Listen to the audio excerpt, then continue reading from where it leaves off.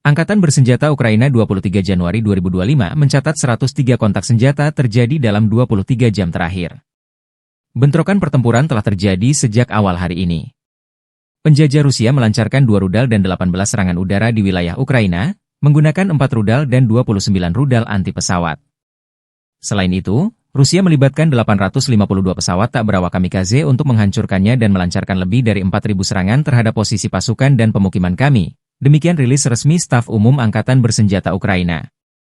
Di arah Kupiansk, Rusia menyerbu posisi pembela Ukraina 7 kali di daerah Lozova, Zagrizhov, dan Petropavlivka. Pasukan Ukraina berhasil menangkis 6 serangan, 1 bentrokan masih berlangsung.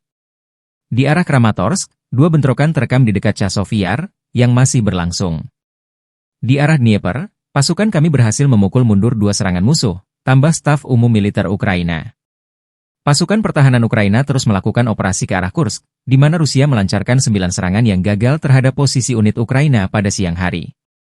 Rusia melancarkan 15 serangan udara dengan 20 bom berpemandu dan melancarkan 327 serangan artileri. Download Tribun X sekarang, menghadirkan lokal menjadi Indonesia.